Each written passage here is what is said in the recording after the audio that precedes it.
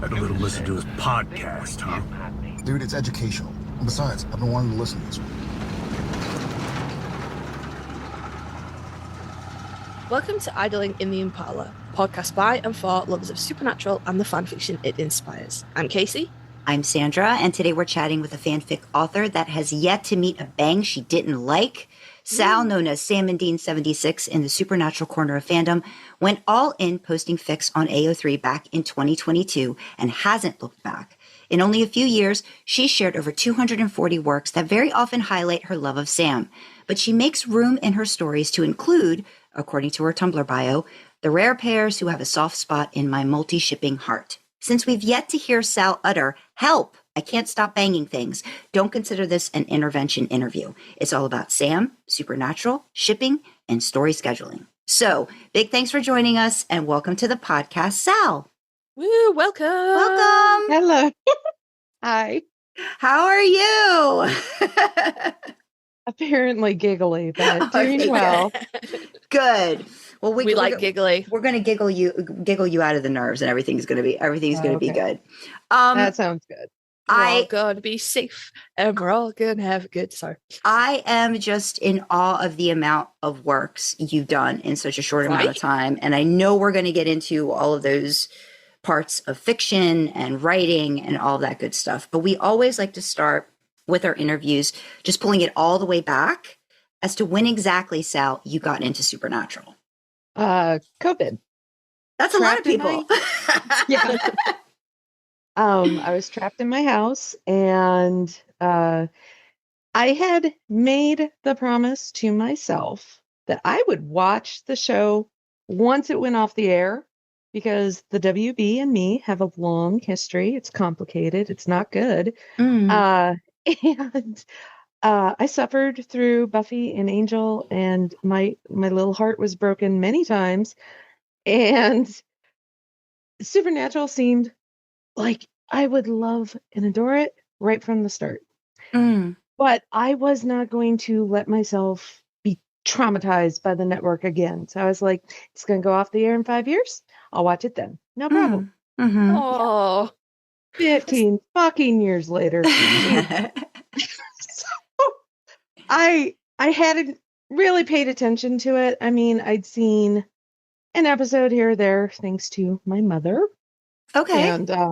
And her daytime TV watching habits. TNT was a staple. Oh, yeah. And they Her have it house. on like rotate, like at least for a while. I know they did.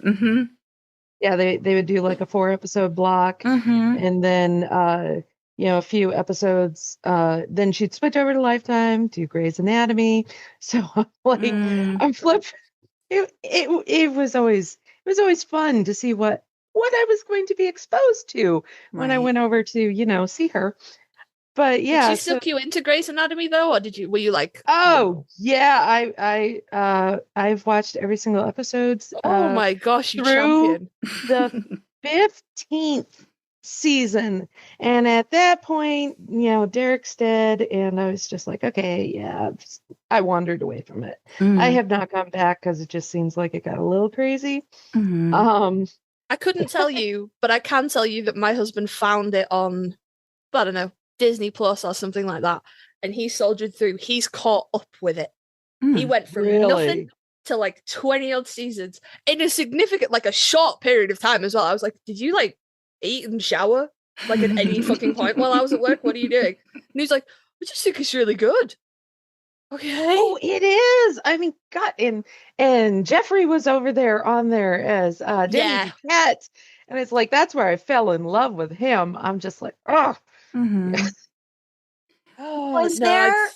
I'm curious because you said trauma. What was it about? I mean, we don't have to get too deep into it, but like the trauma of Buffy and Angel, was it because of the waiting, or how they ended, or what was it about those shows that kind of like you're like, no, they're not going to do this to me again?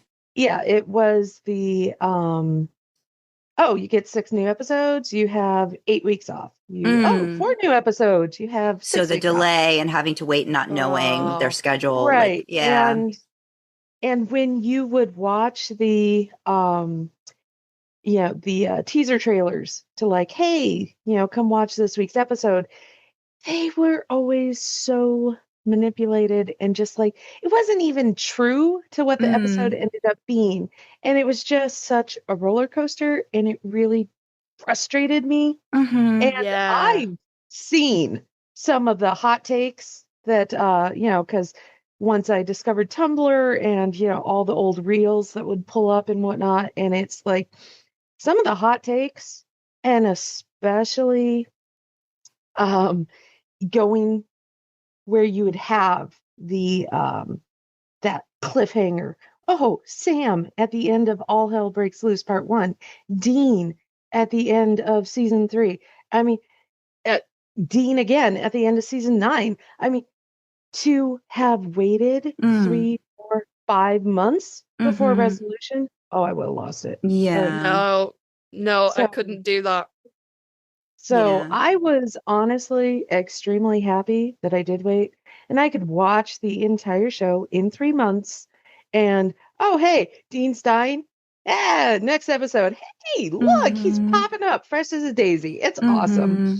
Yeah, It definitely takes a lot of the sting out of it. You're like, oh no, Dean, Sam. All right, next season. There he is. It's great, brilliant. I mean, I have to have like a sanity break in between. So no matter what time of day I finish a season, I can't watch the next season until the next day. So I just have to like decompress. But it's still, I'm like at the end of 5 Swan Song, and I was like, Sam, no, fuck, no. Oh, it's all right. There's like 10 more seasons. It's probably not dead. I didn't read anywhere that they replaced the actor. It's probably fine. When you said during COVID, so did you actually wait until it was actually done, or did you like do that thing where, because I know for me, when I started, it was like 2019 before COVID started, but was it officially done and you decided to start, or were you like in the middle of, they were getting ready to wrap up and then they had to break and then you started? no, it was officially done. I started watching in March of 2021. Oh, wow. And they had gone off in November 2020. Okay, so you really You officially, waited. it was done. Yeah. You waited, and then you waited to make sure they weren't going to announce like a spin-off or a prequel or something. Wow. Yeah, I made sure because I wanted to be able to binge the whole thing, and it was going to be good. Can you imagine waiting that long though, Sandra? We screamed our way through the COVID hiatus. Can you imagine like having to wait that and then be like, I'm gonna wait a little bit more just to make sure they're not gonna fuck about with it anymore? Well, like I said, that was initially why I finally started it. Like I figured when I started it, I caught up like at the start of season 15, like when it started, and I was like, okay. But yeah, then having that happen and having to wait, it was good. My husband got to catch up, and then watch the five remaining episodes with me. So it kind of worked out that way, I think. But yeah. It wasn't fun for the little bit of time that we had to wait, but there was a lot of other things going on with the world too at the time. Like the world was literally like in shambles. So I think it was just like, it was that little thing to hold on to. That was like, I get this thing that does make me have some comfort involved in the craziness that's going on. Yeah, no, I get it. Kasey, even though I've semi-spoiled it, do you want to ask your question? Fun's gone out of it. No, I'm kidding. It hasn't. No, it hasn't. But for the not for the first time, but I do know the answer to this question. But I'll let Sal tell it. If you can choose, it's totally okay. If you consider yourself a bi bro, but if you can choose, do you consider like Dean to be your blorbo or Sam to be your blorbo? Oh dear Lord, Sam, hands down. Jared second, but with the addendum that the number one rule of being a Sam girl or a Jared girl is that you love Dean and or Jensen just as much as you love Sam and or Jared. It's kind of for personalish reasons, because Facebook, being the not necessarily truthful entity that it is from time to time, and I came into the show thinking, oh, it's about this human and his angel. And there's this other brother, who I guess he's in there somewhere doing something, but whatever. Facebook Adam Sam at you. Oh my God. So it's like I get in there and it's like by the end of the pilot, when God, he's in the Impala, a woman in white's got her hand in his chest, and he's like, I'm taking you home. And I'm just like, yes, thank you.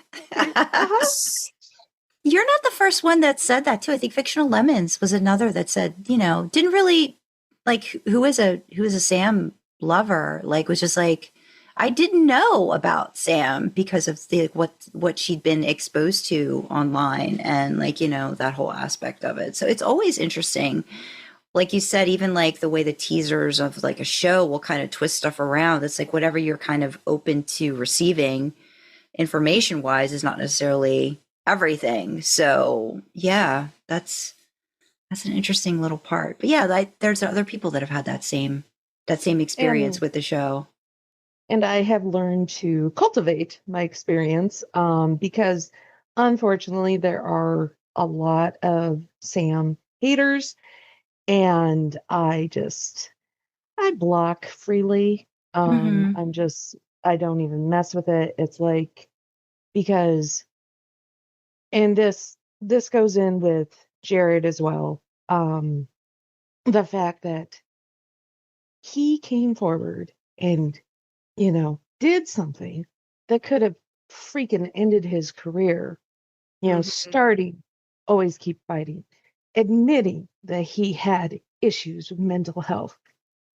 And it just, there was no turning back after that, because there are so many of us that watch that show.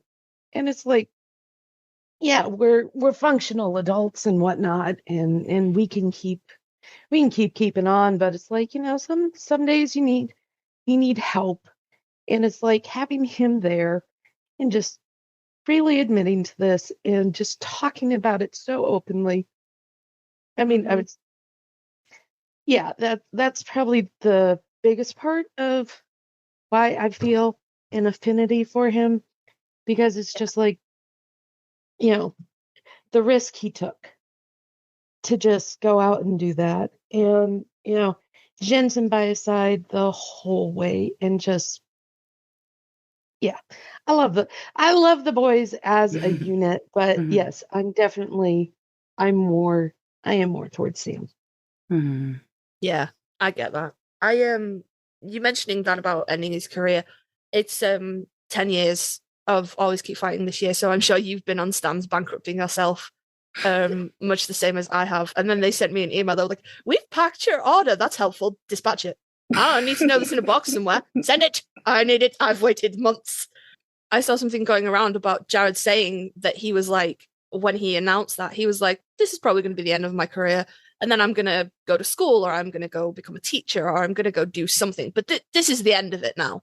And like you, I can't imagine what that must have taken to come out and say that so publicly. It's a huge reason why I have an affinity for Sam and Jared as well, because it's just nice to know that it's not just you. Yeah. And then, of course, there's the height and the hair and the body. That doesn't hurt, right? No, not at all. Came for the height and the hair, stayed for the emotional connection. I think that's a theme for a lot of people with the show, like regardless of who their person is, that it provides comfort and that it's okay, right? Like even if you try to be strong, it's okay to show some vulnerability, now and again. And I think that's the beauty of the show overall, which is really, really something. And, the fact that it's still going and still bringing more people in to the fandom because of that. When did you like dig deeper? I might be jumping a little bit, but when did you dig deeper into Jared's background? Like, was it soon after you started that you started learning more about Jared when you started watching it? Or did it kind of just happen, I don't know, maybe like a couple of seasons in? Or you said you watched it over the course of 3 months. So I'm definitely, we're truncating this a lot. So was it like maybe like the first week or 2 weeks, or like as soon as you started watching the first episode where you're like, I've got to find out more about this actor kind of a situation? Basically I got through my rewatch or my watch, right? And the show itself introduced me to fan fiction because they weren't shy about it. They weren't. And as I dug in, I discovered the whole entire, hey, RPF, J2, what's going on over here? And, and some of it's just, it's really crazy off the wall, just, done for the thrill of it. But some of it would like dig in and really, it showed a lot of their lives, in a fantastical way. But it's like, it intrigued me. And so that's when I started, digging down. Now, I did not do the super in-depth research that I ended up doing until, and Kasey is in there with me, until the SamWinJarPad Big Bang started. Yeah. And my good friend Samwena, she's like, I'm going to her because it's her bang, and I'm like, okay, I need to write a story, because you do not find bangs that so fully embrace the SPN side and the RPF side, right? Usually it is crowbar separation. We are just like, the RPF side, we're kind of treated like a little bit, okay, there's something wrong with you. You just stay over there, enjoy your corner of the fandom, and just leave the rest to us. And so to find where, yes, it's embraced, it's welcome, and I reveled in it. And I ended up deciding that, because, again, rule number 1 of being a Sam girl, you love Dean. So I decided to crack it open. I drug Inverse Dean out of the closet, and I had Jared in an AU where everything did not go quite as it was supposed to, but he had no Jensen. And then they're supposed to do everything that Jared actually did in real life, because that was his destiny, to help people. Okay. The whole, saving people, hunting things, the family business, right? So that was Sam and Dean's mission. I gave Jared the real world fulfillment of that, where it's saving people, sharing things, the family business. Okay. And so it's like, by him talking about everything he went through, by him starting, always keep fighting, by him being the incredible person that he is, he did just as much real world good as Sam and Dean did fictional real good. Oh my god, that's beautiful. That's beautiful. I want to say that, yes, me and Sal are both in the SamWinJarPad Big Bang, and you post lots of lovely snippets. And I have to say, I don't necessarily read everyone's snippets, just because I want to read like the story at the end. So all I'd really seen was like your summary when claims went up, and then you periodically coming in and going, Jared has done something else, and now I have to add this to my fucking story. And then he would do something else, and you were like, and now he's done something. What the hell? I fucking this. And I was like, this is gonna be interesting when it comes out. Are you done? Are you done with it now? Have you finished? Does it not matter what Jared does in the next week? Is it finished now? Yes, it is. It is official. It's 29K. It's all done. And getting back to the actual point was that until I wrote this story, some of this background stuff, like him thinking his career was over, right? I was not aware of that, right? Yeah. There were lots of so many video clips, the whole entire 2015 appearance at San Diego Comic-Con. There was just so much, and I was not aware. And I am a huge Sam girl, Jared girl. I'm just like, and it's like, if I didn't know this, I figure there's got to be lots of people, especially all the recent entries into the fandom, that don't know this. And so it's like, yeah, this has become just my epic love letter to Sam and Jared. Yeah, and part of the reason that I do enjoy bangs is because they push and challenge. Mhm. They inspire you to write that story that you wouldn't have otherwise, because you want to make something epic and amazing because it's a bang, right? Mhm. It's supposed to be special. It's not supposed to be just your run of the mill, some little kink prompt fill. It's not just supposed to be your ordinary or average. And so, yeah, I there were so many tears. There were so many tears while I was writing this story, because I would find some new video and it's like, oh my God, you poor boy. The things that you went through and what you endured, and you are still this sunny, just beam of happiness and joy to everyone, right? Mm-hmm. I mean, I'm sure he goes home, he decompresses, he, takes the time to care for himself. But like when he's out at the con, when he's out and about, and he's just so giving and loving and caring. I mean, God, if the whole world would be like him, it would be such a better place. Yeah, he's like, when he's with you at the con, he's with you for that bit of time that you get him. He's there. Yes. Yeah, 100%. And I think as well, like, not even necessarily, like, obviously there's people that come into the fandom since Supernatural ended, but even if you came into the fandom like midway through or whatever, there's so much footage out there, so much fucking con footage. You're not forced to know every story, because not every story gets, like, the big ones get pirated around again and again, but unless you sit and you go through every single video of every single panel, you can't just, You're gonna miss something. There's so much the research content. you must have done must be insane. You must have a document like 5 miles long of just shit that Jared did in the last 15 years.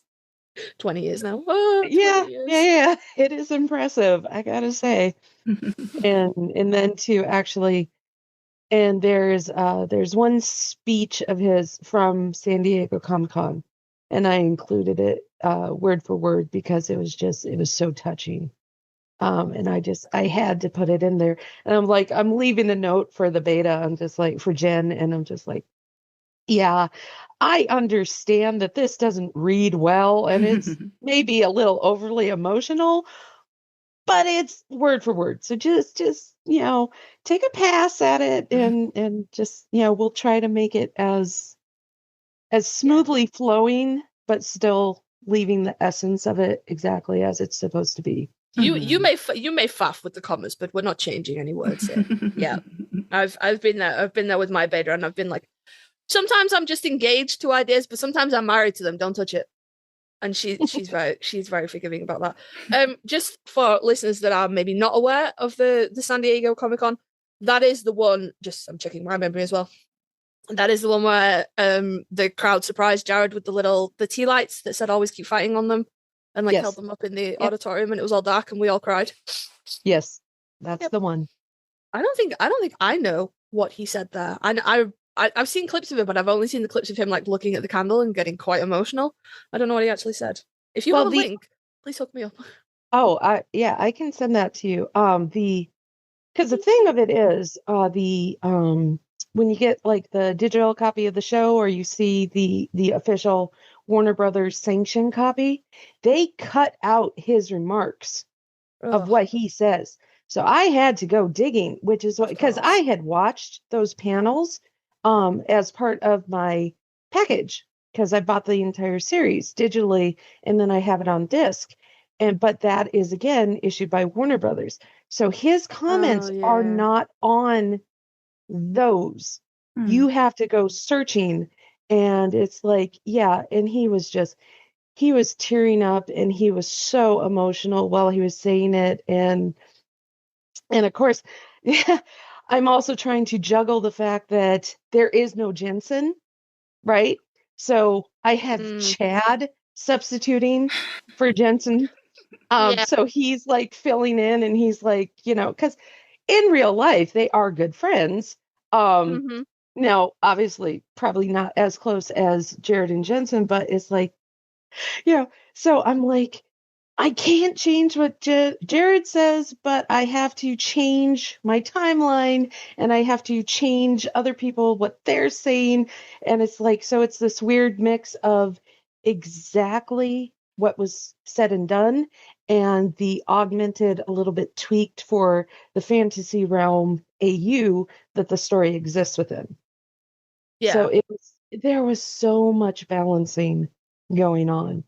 And like the stands gear, the yet that he came out with, that's what set me off into a tizzy because, oh my God, I had to add it. I had to add it. And it actually made the ending so much sweeter and so just, it gave me the perfect ending for that story, which it's like, I'm happy he did it. I was a little annoyed at the timing and that I had to go back in and dive back into the story and get my emotions all worked up again. But it's in the end, it was perfect. It was chef's kiss. It was just. I just hope people read it. I'm so hyped for it. I'm just thinking, like, sometimes you're like, you kind of just want to send them an email and be like, could you do nothing for the next month, please, publicly? Like, you can do whatever you want in your private life, because you publicly do nothing and announce nothing for the next month so I could get my shit together, please. Just a little bit. Because, like, I really didn't need him to drop, like, 4 fucking shirts on me. I couldn't afford 4 shirts, but he did. And then I was like, well, I guess I'm buying 4 shirts. Fucking fine, I guess. And a pin. Because I can't not have it because I have enormous FOMO. This is a problem. The only thing I didn't buy was the hat, and that's because I already have the Musketeers hat, and I thought it was like the Musketeers one is cuter than the AKF 10 one. But I was like, really? You couldn't have spread these out a little bit? Really? Well, yeah, they can't help it. He very much could, Sandra. No. He could have waited a month. No, they can't. But then he would have missed the anniversary, and that would have been bad. No, he could have done the AKFX stuff, and then he could have been like, waited a couple of months. Okay, now everyone's financially recovered. Here's 2025's AKF stuff. That would have been. But the shipping and the taxes to get really fucking expensive. Well, you tell him next time. You tell him next time you see him. You're going to see him before I see him. So I can't see him this year because I've been banned. Because apparently my family wants a fucking holiday. Some such nonsense. I'll tell him there's a strongly worded letter coming from Britain. Email. I'm not paying postage on that fucker. Email. Strongly worded email. Sal, I cut you off saying what you had ordered from Stan's. Tell me what you bought. Tell me how bankrupted you are. Oh, it was not good. I got the beanie because I do not have any at all, so I got that. I got the 10-year pin. I got the Perfect Imperfectionist t-shirt from last year because they reissued it. I got this year's shirt, but the one that shows all of the previous images on it. Yeah.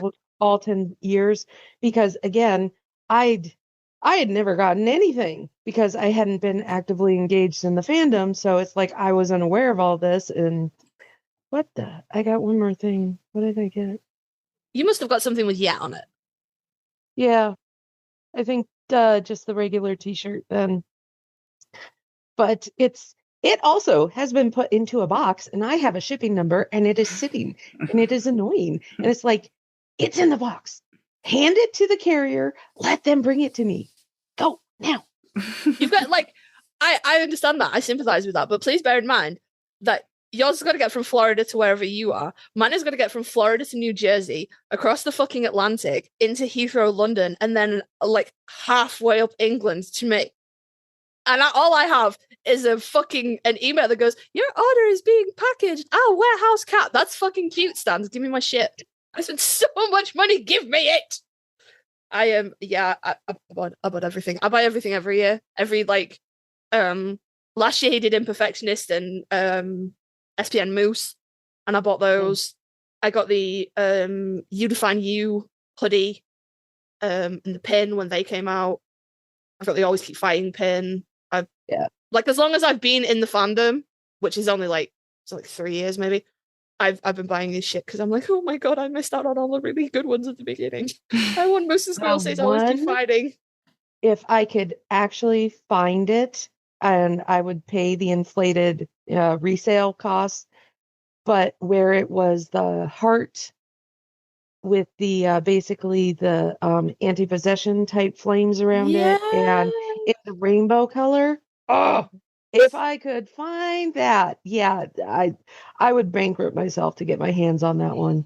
Yeah, you were in the conversation in the Bang Discord when we were like, maybe they're gonna bring this design back. Maybe they're gonna bring. I was like, I want this design, and then it dropped, and we were all like, fucking seriously though, seriously, what the fuck? Yeah, no, that's my in my like private, public, I guess, like web real people who know me.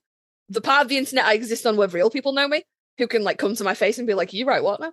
That's my profile picture over there. That always keep fighting, love yourself first with the heart and the rainbows. I would pay so much money for that one. I want Moose and Squirrel Say Always Keep Fighting as well, because that one's really cute. Yeah, that was like the first year, wasn't it? No, I think it was your second. No, I think it might have been the second, yeah, because I think he just did a plain like Always Keep Fighting one. The first year, I don't know. The Super Wiki probably has that information, but I don't. We should email Jared though. We should be like, dude, we will pay so much money. I will put your children through college if you release these shirts again. Like, just do it as a limited time run, maybe just for us two. No, there's a few other Sam people I'd include as well. Like, maybe just for like 20 of us. And we'll like, I'll pay your fucking oldest through college, dude. Please, I need these.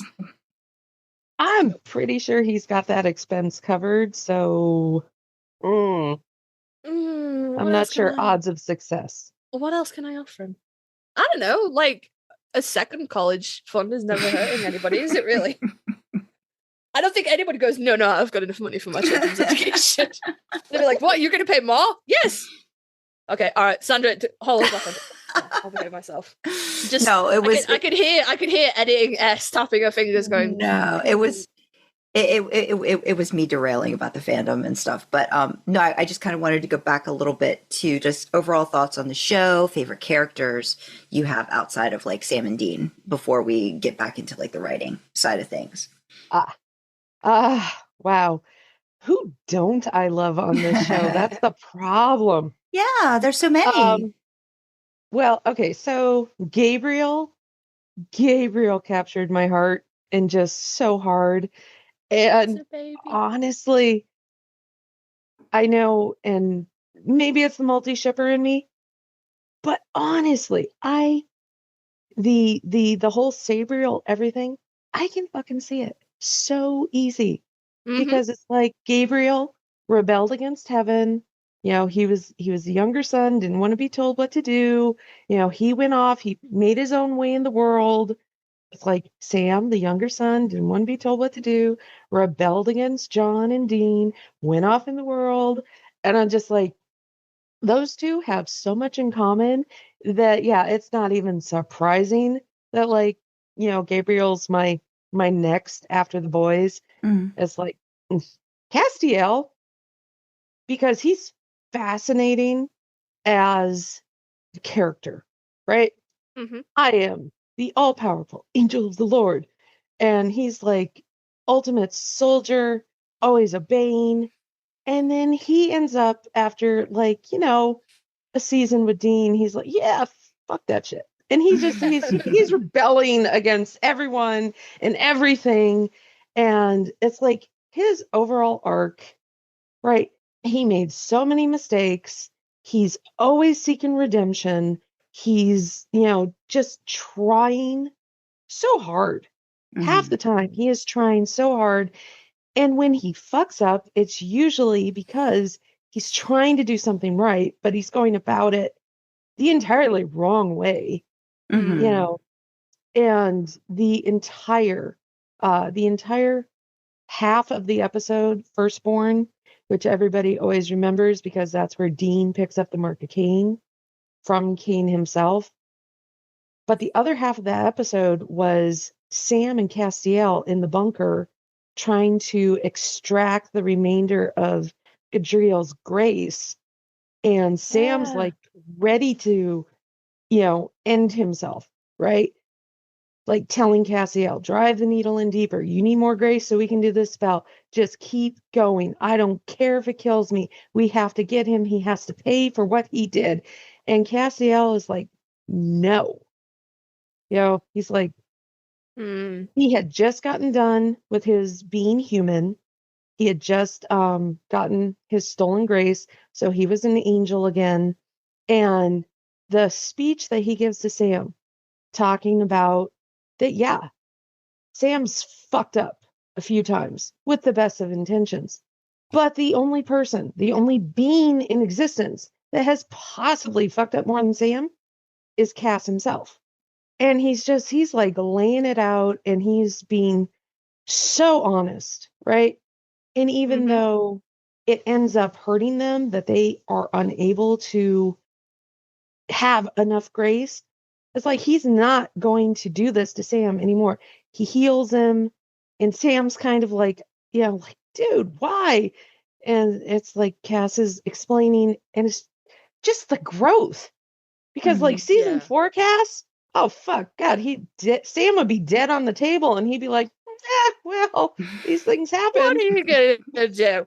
Yeah, right. But it's like by the time season 9 rolled around, it's like, yeah, he was fascinating, and it's like, yes, and I know that sometimes he is a divisive character, in multiple sections of the fandom, and I just take him at face value, and I, again, maybe it's my multi-shipping heart, but it's just as presented.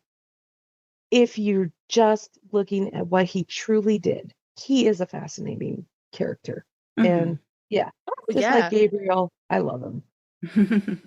No, absolutely. We are hardcore ship and let ship here.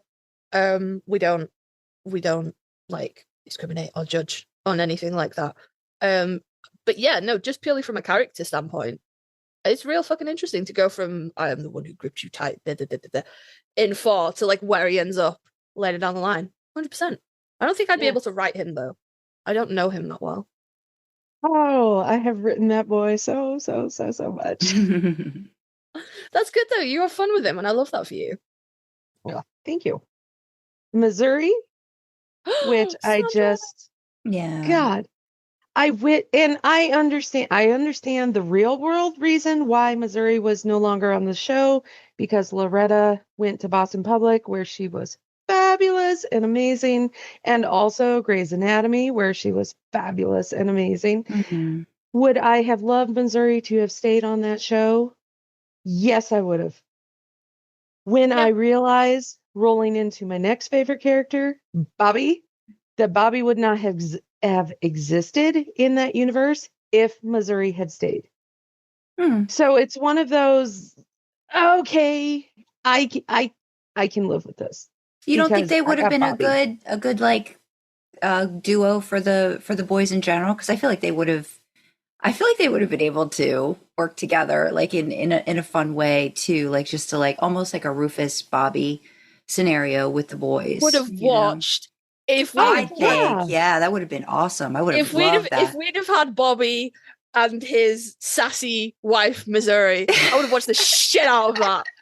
Like, can we have a spin-off? Like, I want a spin-off of Bobby and Rufus, but I also want a spin-off of Bobby and Ellen. And Bobby and Missouri would have been the best, like, surrogate parents, I feel like, for them. Like, a little bit of both. Like, I think that would have been great. Yeah. Well, but what was stated at the time, they wanted to bring Missouri back at the end of the season.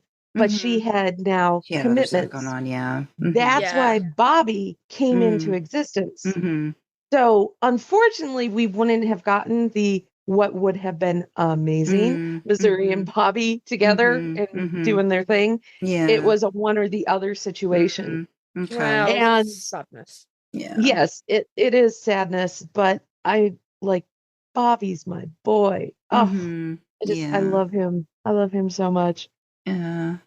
Hashtag Team Bobby. I love Bobby. And okay, I'm preparing myself. I'm girding my loins because there's about to be some booing and hissing from Kasey. But John, I he is I have grown. Okay, I put a lot of effort into improving as a person, and you know what? I will agree to disagree. There is no booing, there is no hissing. He is a fascinating character. I will not argue that whatsoever. I just kind of really, really want to punch him in the face. But carry on. so from and this again personal to me because of where I grew up, which is basically where the boys played. And part of the reason that both Bobby and John hold a special place, I knew them. I knew Bobby's, I knew John's, to a certain extent, my father had way too much John in him, honestly. And it's like from a younger perspective, because once you do the generational break, because Sandra and I are pretty much same age, and Kasey, you're a little bit younger than us. Yeah. But with that generational break and knowing the things, how we were raised back then and how we were given responsibilities that children today, it would be like people would like turn, look, and be, oh, you were abusing this poor child. And it's like, then that's just how it was. Yeah. Like, my parents leaving us alone at the house while they went out at night, it wasn't even questioned. That's what you do. Because, adults have to go have a life at some point and just leave the kids home. Oh, there's a lot of them and they're all under the age of 10. They'll be fine. It's good. Probably be fine. We've successfully put the fear of God into them anyway. It will be fine. Cries and generational trauma. Yeah. So when you look at some of John's actions from a younger generation's point of view, oh, it's abusive as fuck. Absolutely. But when you look at it with the actual generation's eyes, nah, he's just doing what you do. That's just the way it is. Yeah. And so, yeah, I can understand the John hate in general in the fandom, because especially with as much as everybody loves Sam and Dean, it's like, why would you do that to these precious boys? But Kripke being of the same generation, it's like, nah, that's how it was. He just put an accurate portrayal onto the screen, and yeah, the people lost their shit, just lost their minds, because no, you don't do that now, but you absolutely did that then. Yeah. Yeah, but even if you did that then, it's still like, even back then, like as a kid, like I knew stuff wasn't right that was happening. You know what I mean? And it's still upsetting to know that was okay back then. It's one of those things. It just irks me to no end that that was a situation that was allowed to happen. Yeah. It's funny. I think just from the conversations that we've had, Sal, I think your son might be younger than my oldest. But I was having a conversation with my oldest. I can't remember what it was about. And like me and my husband are just a couple of years apart, so we were raised in the same kind of 90s parenting. And we were going, oh yeah, no, our parents did this, our parents did that, and my kid is sat across the room looking at us with a face of genuine horror, going, that's child abuse. That's child abuse. And we're just there going, that was the 90s, baby. I don't know what to tell you. that was just how it was done then. And I do get that like 1,000%, because like, I'm in the trenches with my kids now, and I'm going, you can't parent him the way you were parented, babe, because that's not what we do when you kind of really want to say things that you shouldn't say and pull out, like, sometimes you open your mouth and your mother comes out and you're like, oh yes, that wasn't meant to happen. But I do think a lot of my issues with John is having lived a childhood similar to the boys in a time when that wasn't necessarily as accepted, and like knowing what I deal with now, and being like, fucking you could have done better. It's my personal issue, like 100%. But from a character standpoint, if I can remove myself, fascinating man, like 100%. But I just well, from a character standpoint, we learned the truth after John had died. We learned about Henry, what happened that night. All John knew was that, hey, Dad tucked him in, kissed him goodnight, turned on the music box, never came back home. No note, no explanation, no nothing. Just Dad up and disappeared one night. That was all John ever knew. And then his mother trying to, raise him and, make him into a decent person. He goes off to a war that most of the country hated and was not kind to the veterans who came back.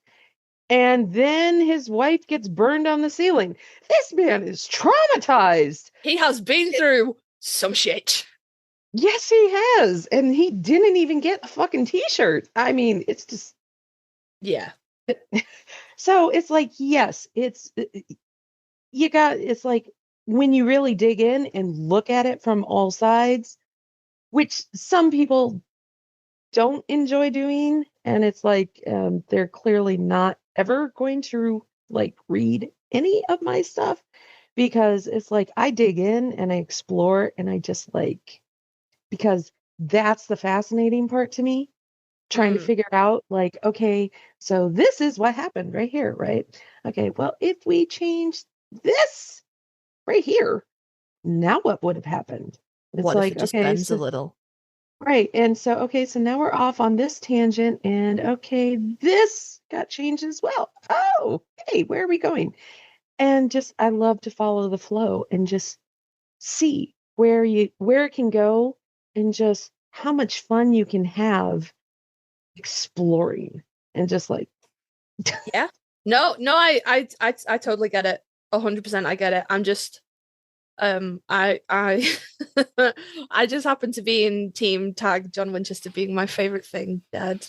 And I just don't have the mental bandwidth, I guess, to dig into those places, because it's too triggering for me. And it is a me problem. But I can see, like, it's not that I can't see why people like him and I can't see why people are interested in him. I'm just like, oh, he just makes me a little bit violent. That's just a little bit violent. No boos and hisses. We are 100% like ship and let ship. Love who you love. That's 100%. That's where we're at. And then I guess I have to mention Jack, because he's just my little ball of sunshine, and he's so pure and innocent and yet hardcore at the same time, with all of the responsibilities dumped on him. It's like, hey, I get to run the universe now. Yay. But the other reason that I so enjoyed Jack was the dynamic that he ended up developing with Sam. Yeah. And how Sam was allowed to try to raise, a child to a point, but I mean, he's full grown. He's speaking like within moments of birth, so it's like not really a child, but he teaches Jack all these things, and just their dynamic is so pure, so just, it gives Sam a fulfillment that he would have never known otherwise if he hadn't had Jack there to fill in all of those potentials. Yeah.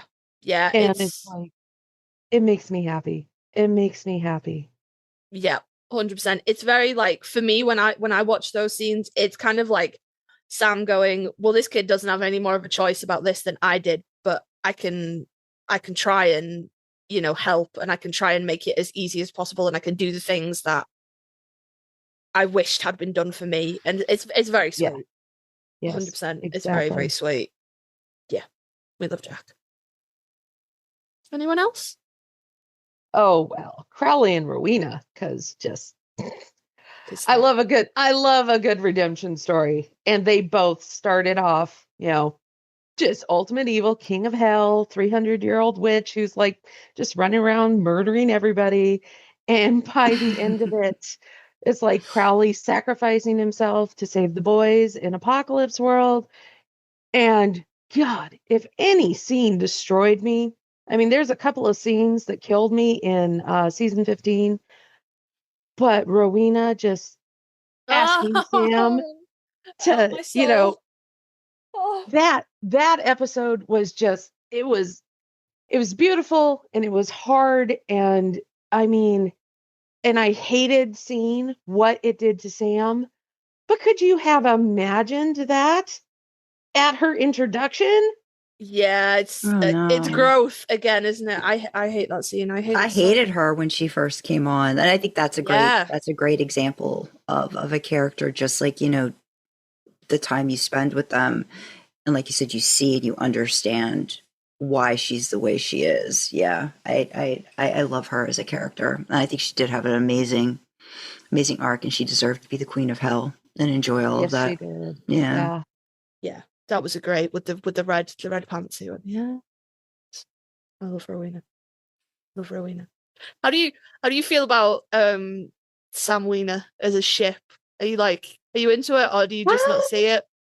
No, I see the potential of it, and I've read a few because Masawina, she does enjoy that ship, and she's written a few of that. Yeah. And I see the potential of it. It's definitely not like, oh, this is in my top 10, but you know, dipping my toe in and taking a side trek every now and again. Yeah, it's fun. It's one of my I have like ships, and then I have canon ships. So like canonically, Sam and Rowena were definitely getting on behind the bookshelves in the library, like 100%. Dean and Donna, Sam and Jody, like, you know, like canon ships, 100%. If we're talking canonically, Gabriel and Rowena did get it on. Yeah, they did. Oh, maybe Sam was there too. Maybe I could fulfill all of my. No, Sam was in the kitchen with Dean being all angsty. Remember? No, that's his default state of being. I can imagine him. Oh, and Castiel. That was when they were having the discussion about bringing Lucifer in. And they were being all overwrought, those three in the kitchen. And yeah, Gabriel and Rowena were staggers out from behind the bookshelves in severe undress. Yeah. Yeah, I remember. I don't know. I could make it my fantasy. I can put something in there as well. It would be all, okay. All of the rare ships put together. I love that. You. Oh no, you need to ask your show related question. Alrighty. I didn't have those. Oh, you keep doing this to me. Because it always flows easy after we do that with the show, and then you've gotten these new questions that you like to ask. I have these in a sticky note because I can't put them in the thing. I know, but you definitely have to ask Sal these questions because these are important. These are important Sam questions. Yeah. Okay. Okay. I gotta. Oh no, I don't know why they did. There we go. We don't put these in the document because I don't want people to prepare for them. So I'm really sorry. Okay. So I'm going to assume the answer to this is yes, but did you finish the show? Did you see it all the way through 15? You didn't quit anywhere? Yes. Yep. Alrighty. The questions I have for you about that ending episode. We won't get into this. So Mystery Spot then. You finished the show.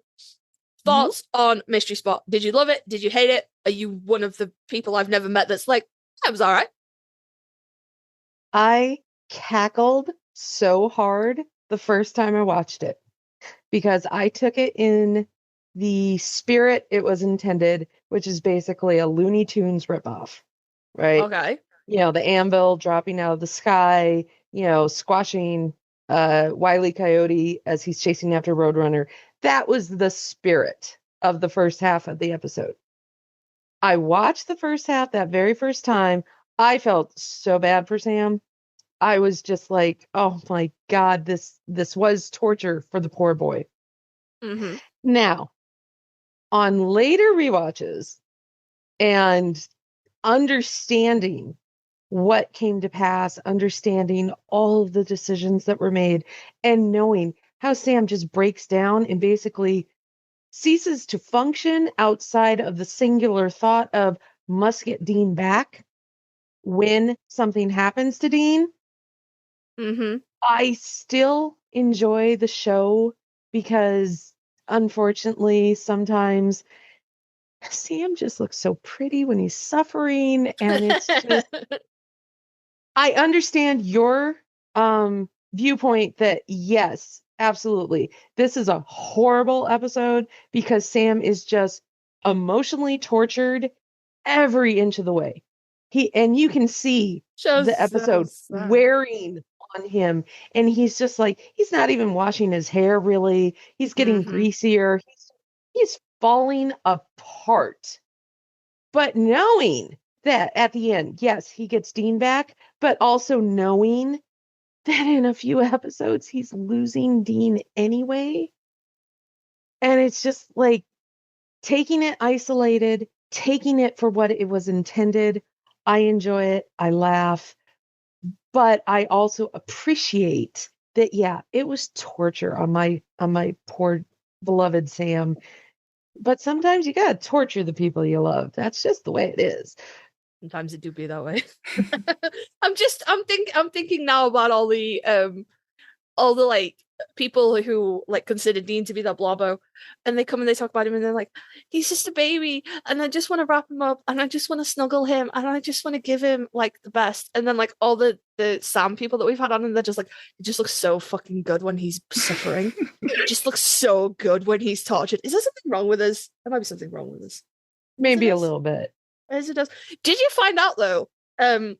Because one of the reasons that I really hate Mystery Spot is not necessarily for the episode itself, but for knowing what it did to Jared. So when you were researching for your like fanfic, did you find out like the stuff he'd said about filming Mystery Spot, or did you like was that not part of the thing? I Gesturing did. wildly. And actually it wasn't Mystery Spot that did the most damage. It was actually the Christmas episode. He got done shooting the Christmas episode, went back to his trailer, and just collapsed on his couch and would not move, would not respond. And Jensen had come into the trailer because it's like they're shutting down for the night. Everybody's supposed to be going home.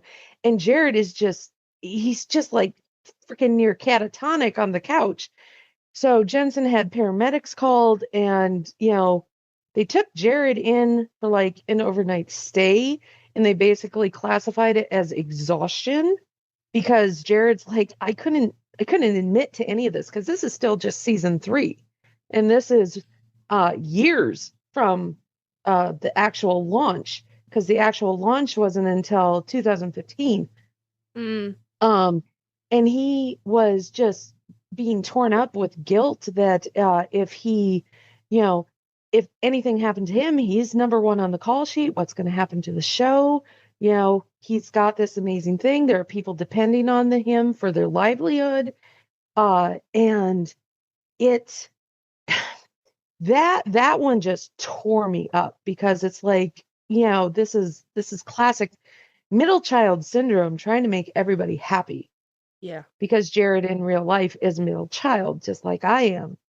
And it's like that urge, that desire just to do what you can so that you make the least amount of waves, the least amount of noise, so that everyone depending on you, their lives continue without a hitch. Mm-hmm. And so basically he took a couple days off, came back, and then Mystery Spot was after that.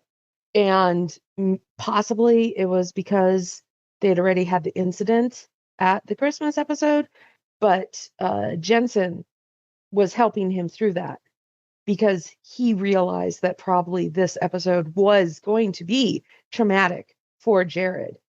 And even though Jensen does cite it as being an episode he really loves, because again, it's like he got killed in all these around, yeah. And he got killed in all these really like crazy ass ways, but he was there for Jared to get him through it because he knew what was going on. But again, Jared's trying to deflect. He's trying to not make a big deal. So it's like there's so many layers, there's so many complicating factors, and it once you know all that, it makes it a little bit harder to enjoy the episode. but I just, there comes a point you have to sort of divorce yourself from the behind the scenes stuff that you know. Yeah. Because for the purposes of the show, that's not relevant to it. The show, what appears on your TV screen, what is said during the 40 minutes that episode is on, that is supposed to be your focus, right? Mhm. So for purposes of the show, yes, I enjoyed Mystery Spot episode. It is still one of my favorites. It's definitely in my top 10. Knowing what I know behind this show, yeah, it tears me up a little bit and was part of the reason, it propelled me to write the story I wrote. But it's like compartmentalization is a technique that I have and I use freely, because otherwise I wouldn't get much done. We'd all be mad. Yeah. Yeah. Yeah. So actually, I didn't know that it was the Christmas episode. I knew that Jared had the breakdown in season 3. But I didn't know it was after the Christmas episode. And you've schooled me so fucking hard, because I was going to be like, the only one of the big reasons I don't like Mystery Thought is because I'd heard Jared say, he was like, I hated it. It was miserable. I had to be sad and miserable for like a whole week filming it. I hated it. And from that point, I couldn't watch it with the same lens. I think the first time I watched it, I was like, oh my God, that's hilarious. Dean dies randomly in the shower. That's very funny. But once I knew that it was like a struggle for Jared to film, it really like tainted the episode for me. I am never gonna watch a very supernatural Christmas with the same eyes now, ever. That's I'm fucking... sorry. No, that's a really awesome episode too. It's a great episode, and I love it. But it's like you kind of feel it at the end of that episode anyway. Like Sam's really forcing it through, so it's like it's not gonna ruin the episode for me, but it is like, I'm going to have to go and rewatch that with this new information now and kind of like settle how that feels for me. But that's okay, because I was going to rewatch Mystery Spot anyway and kind of just be like, why don't I like this? Like really try and hone in on what the problem was. Wow. Yeah. Wow. I love that. I love people that can do that. I love people that can compartmentalize and divorce these things, because I fucking can't. I'm like, it's a problem. Do you know how many comedians I've had to give up on in the last like 5 years? Because they said something or they did something, and I'm like, fine. Yeah. Go be problematic over there. Okay, last question for Mystery Spot then. And then I'll let Sandra wrangle me back on track again. So obviously the ending. Do you think that Sam was still in that kind of time loop AU kind of space that the trickster had put him in for those 6 months? Or do you think that once he broke the time loop and it was Wednesday, he was back in real life, and when he finally collared the trickster just sent him back in time to relive those 6 months again? The way he looked at the bed as they were going out the door, I think he was sent back, but I think he remembers what happened. I think that it's in his brain, everything he went through, and that also is part of what is motivating him, because the whole entire point of Gabriel doing that to him was to teach him the lesson that he needs to let go of Dean. So if Gabriel had sent him back and erased the memory of all that pain, trauma, and suffering, what was the point? It would have served no purpose at all. So he sent him back, and Sam remembers what happened, and so now he has to deal with that. And of course, the what he ended up doing during the summer that Dean was roasting, I mean, he was not well. He was even worse than what you saw him in Mystery Spot, because in Mystery Spot, he figures, okay, kill the trickster, I get Dean back. Yeah. As opposed to, he cannot find a demon to deal with him. He can't figure a way to get Dean out of hell. Yeah. And so he's completely lost all hope. And it's like, God, that scene in I Know What You Did Last Summer, where he was drunk at the crossroads. Oh dear Lord. Just tear your heart out. I mean, it was bad. He plays drunk and angry so well. We He just like does. to see him suffer, guys. That's part of like, is that like rule 2 of being a Sam person? Rule 1 is you have to love Dean and or Jensen or both. And rule 2 is that you have to like it when he's tortured and in pain. God bless him. Well, he's tortured and in pain 90% of the time. To find a happy Sam episode, that's just like the shiny unicorn. It does not happen. Yeah. He's always in pain. He is always in pain. Yeah, that is true. I mean, even use your imagination with Sully. What did that show? That Sam had a miserable childhood and he shunned Sully just to go back in so that he could be put in the position of having his heart broken on the road with John and Dean. No, my soul. Yeah, I'm sitting here. I'm sitting here trying to think of a happy Sam episode off the top of my head, and I can't think of one, and that makes me sad. Oh no! So that's actually really helpful because you answered 2 questions in one there. Because my second one was going to be, did he remember the 6 months? Yes, he did. Love that. Yes, he did. Love that. So you think he lived those 6 months and he was sent back in time? You don't think there was like the same kind of time loopy AU thing that was the Tuesdays? Well, so it's okay if you don't know. Sam was living those days, and he was living out his life for 6 months with no Dean, trying everything he could to get Dean. But clearly this was in the basically a little pocket world that the trickster had created. Right. Because the apocalypse was on schedule. Like Lucifer just, for 6 months, I'm not looking for Sam. No. That's like his number one thing. So yeah, that's a valid point, actually. Gabriel put him in this little world. He let him live out all this pain and trauma.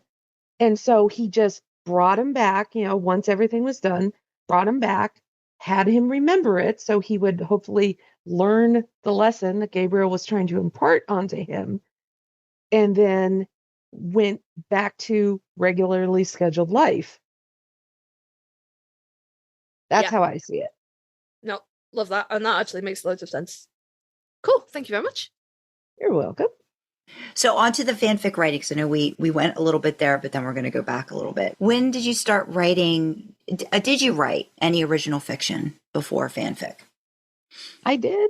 Back in college, I had a poem and a couple short stories published in a regional publication for the college I was attending. Okay. Cool. But I kind of put it to the side because that was not going to make me any money. And at that point in my life, I needed to focus all my time and energy on like an actual job. So yeah, it got put down, and it was the perpetual, okay, I'm going to write something tomorrow, right? I bought the little notebook and it sat on the shelf for frickin' years. And I'm just like, yeah, I'm gonna write something tomorrow. Right. And yeah, and it wasn't until I sat down and I watched Supernatural, and then I delved into AO3 and I saw what was available, and I'm like, I can do this. I can do this, because this is just, there's no real format or structure. You want to write a story that's 37 words, write it. You want to write a story that's 137,000 K, write it. I mean, the various thought that is just half formed, half a scene, write it. Yeah. And so it was like, yeah, I could do that. There was no pressure to like, okay, I need to have formal structure. I need to have 10 solid chapters. I need to have them consistent lengths. I need a backstory for every single character. No, just get in there, spout some thoughts that you have through the character's, lens, and post. Mhm. And it's like that got me going. So it's interesting too, like with the fandom, because you were saying that, you know, Buffy and Angel, but you hadn't found fanfic until Supernatural. Right. I did not know about Did you live not know it journal. was a thing? Did you like I did not. Okay. Did you ever write See- anything that you think about that was fanficky when you were younger but didn't know it was? No, because even when I was, in college, it was all more original story types Mhm. with OCs. I Okay. wasn't basing it on anything. Okay. And I think honestly well, I know that's a lot harder to do. And so it was like coming into a space where it's like, okay, here's my very tall and handsome character and his loads of backstory Mhm. already there. So I can Yeah. just, grab a little this, grab a little that. Okay. Oh, Mhm. here's another character. Hey, look at all that backstory behind them. Okay, let's weave it together. Yeah. As Yeah. opposed to I have to come up with all of this from scratch myself, make it make sense. Mhm. And it's like, so yeah, falling into fan fiction. That's what got me writing again. And I am actually at the moment struggling to finish my OC for my OC Bang. And oh, Yeah. Goodness. I have come a Talk to long, us long about way. that. Well, actually, no, don't talk to us about that. As is on hiatus. No, We're, so like the we're OC pretending to think about Bang, it. I'm interested in that because there is one, because I did not know there was one. There's an OC Yeah, Bang but somewhere? you write OCs. I don't write OCs. On No, like an the OC Bang. Yeah, I'm interested in that. on the Fic Whip server, which is Okay. basically just a place writers come together of any fandom, Okay. including OCs. Okay. And it is very much a ship server, and you Mhm. will get thrown out very quickly if you start casting shade on anybody's, little happy slice of fandom. Right. And they had this year's is called Once Upon a Bang, and it is supposed to be fairy tale themed. Okay. So you basically write a fairy tale. If you choose to write it in the fandom that you know and love, hey, more power to you. Mhm. If you choose to be insane and write it centered around an OC, which I decided to do that, yeah, that have a Okay. good time. And they Okay. are getting us matched up with artists, so we'll actually have That's art for this stuff. great, because I was even like talking about doing something like that. So it's great to know there's already something like that out there, because I was even thinking about like the reader insert aspect of, like fandom, and Mhm. that I feel like it deserves a bang too. But it's great to know that there's already an OC place for something like that to happen. So that's awesome. Yeah. That's awesome. I'm writing that down. Once upon a bang, OC. I love getting information like this. It's always great. So when did you officially like the bug you were bit and you're like, I'm going to start writing something for SPN? When did that happen? On my the beginning of my second rewatch. And because what does the show start with? Hey, John's there. So what did my first fic revolve around? All things John. And when it tanked utterly because I failed to realize that everyone hates John, apparently. Everyone, you don't. I And a know lot there are of people don't. Yeah. Yeah, a lot of people I know don't. there are people that don't hate John. Yeah. It's a 85 to 15% ratio. I would say there are way more haters than there are John enjoyers. But what really gave me joy was the few that took the chance, and Mrs. Whoosy What's It over on the pond, and she's in Eileen's server too. Yeah. But she read it and she's like, this is the most amazing John case study I have ever seen. And I'm like, did I do that? Is that what I wrote? And I start looking at it, I'm like, oh fuck, I did. Okay. Just because people will read some of my fics and they're like, all of a sudden they're slapping a word on it. I'm like, okay. Isn't that great though? Yeah, that's great. That's great when people get something out of your story that you didn't even realize you did. Those are awesome things. Those are awesome moments. Oh yeah, and the fact that I apparently wrote a Sastiel Eldritch, and I'm sitting there thinking it's this wonderful, lovely little romance. And they're like, this is an Eldritch horror. And I'm like, fuck, I guess it could be, couldn't it? Just like, so yeah. I'm very familiar with that. When I wrote something and I showed it to Sandra and she was like, that's fucking awesome. And I showed it to my beta and she was like, did I just read a snuff fic? Like, what is happening right now? Did somebody die? Well, yes, kind of, but it's a dream somebody, so it's like nobody killed a real person. And she was like, this feels like a snuff fic. And if you want that to be that, that's okay, but I just need you to know. And I was like, well, I didn't intend it to be that. I just said it, I guess. Yep. So then after John, then what ended up happening? Was there another one that kind of like, after you did your John one and you got the case study? After John, I leapt into a Gabriel stream of consciousness where he created some animals and was very miffed that no one appreciated his animal creations. Oh, I remember that. He ended up creating the Dragacorn and lecturing people on, you have to do it right. It is not a unicorn. It is not a pegacorn because it does. Pegasus don't have wings, and the dragon has wings, so it's a Dragacorn. Oh my that goodness. Sounds very much like Gabriel, though. To be fair, that's him all over. Yeah, I think Dean would have totally gotten that name. Like he would have been on board with that. He would have understood that. Well, it's so the very first one, because I turned it into a little bit of a series. The very first one's like 1.1K. I mean, it's just Gabriel ranting the whole entire time, complaining about his brothers and about Chuck. And so then he makes the Dragacorn.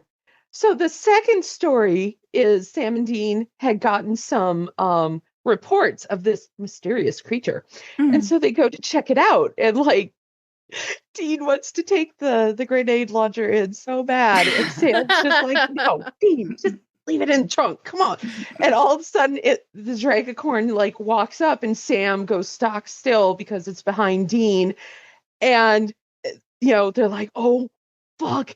And it starts purring. Aww. And it puts kind of like a little mind thing on him. So they kind of snuggle in and are like, giving it little hugs. So fucking cute. I need 8 immediately. That's adorable. Well, the third story is where I was kind of spreading my wings a little. And the Dragacorn, because Gabriel gave it more powers than he realized, is able to transform into a human female looking type creature. Okay. And picks up Sam and Dean. And by the end of the story, Sam is going to be a father. Oh, wow. Love that. And that's where it's left. But the second, I made that 2 chapters, and the second chapter, I call it the homage to the missing reel. Because when you would go to a movie back in the day, and they were on reels, and sometimes they would be missing a reel. And it was usually the reel that had so much important information going on. Like, the entire backstory and plot is explained. So now you understand all of the bad characters' motivations. Oh, hey, this wild thing happened. And so they just put the little card up on the screen. Sorry, we're missing a reel. Please enjoy the rest of the film. And so you go from like, okay, things are getting a little tense to all of a sudden people are laying dead and it's like things are on fire. And it's just like, what happened? Important information. I would burn something down. That would not work. That would not work for me. I would have to burn something. And again, that used to just that was how it was. Mm. Like that you would go to the movies and that was the risk you ran, especially if you were seeing like the dollar afternoon movies. They would pull that a lot. And so I did that with the second chapter. It's like you're building up at the end, towards the end of the first chapter, we're getting ready, and then I launch into the second chapter and shit has hit the fan and Sam's just trying to piece everything back together. Oh. So yeah, I had a lot of fun with that little set of stories. I can't say that a lot of people enjoyed them. I mean, their kudo to read ratio is actually really good. It's just I can't get anybody to like read them because it's a little nichey, right? Like sometimes stuff is just a little nichey, I think too. Yeah. And that just happens. But it's like they're just cute, adorable, indulgent, and I guess the people who find them get a special little treat. Yeah. Absolutely. And that's nice to be able, like you said, with fan fiction, there's that backstory already built in. You get that little cheat code with a lot of characters. So you can just dive into the what ifs and the fun parts and, like put the scenarios together. Or, like you said, when you don't realize it, you're doing like a case study on somebody. And, people are getting different things out of it, which is very joyful when it comes to fanfic writing, because you get that you get those responses immediately that you wouldn't get with original fiction too. And I'm sure that's a big part of it too. I would assume, for you as well, like getting to write it and getting people to experience it and let you know their thoughts about it. Yep. Oh, comments are my absolute favorite. Comment on your favorite fics, people. Leave your author's comments. That's how they subsist. It helps. It helps keep people going when it comes to writing. So you are a rare pair person. Rarest of rare pairs you've ever written. The rarest rare pair, technically, before it got eaten, would be my Samantha Winchester, Jack Klein. Technically, but it got eaten into the just Sam Winchester, Jack Klein tag because tag wranglers on AO3. But for about a month, it was the only one under that tag. Okay. But aside from that, it would be Dean Smith, John Winchester. Okay. And there are a total of 2 stories. Myself and Hellhounds Prey have gone there. Okay.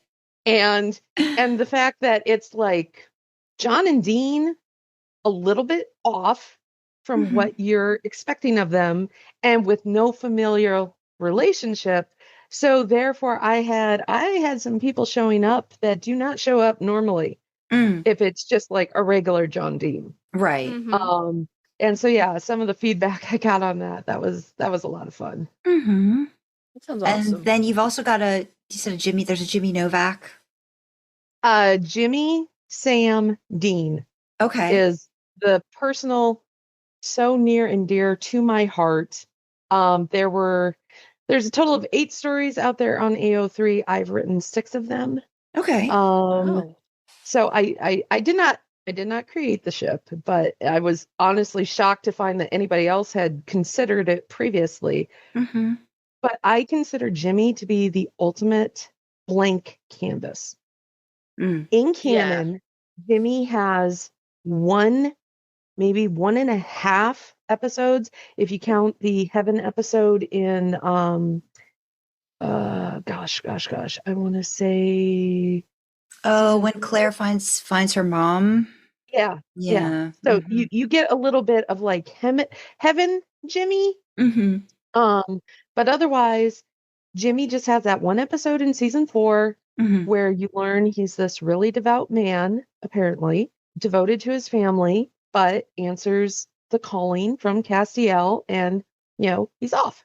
Yeah. So it's like you can lay anything you want onto him within reason, but everybody knows what he looks like. Everybody knows what he sounds like. They know what are ostensibly his mannerisms, even though to a certain point they are Castiels. Mm-hmm. But Mm. yeah, just the dynamic of it's Wincestiel, but it's not Cass, Right. right? So that one, because I felt the need to name it, that one is a Dammy. So the D from Dean, the AM from Sam, and the MY from Jimmy. Okay. That's so cute. I love that. That is cute. Yeah, so that's the only one I've actually named. Everybody, all the other ships apparently already had a name, so I just go with what they are. Oh, that's really cute. I love that though. So multi-shipper, what does being a multi-shipper mean to you? Seeing the potential. Mm-hmm.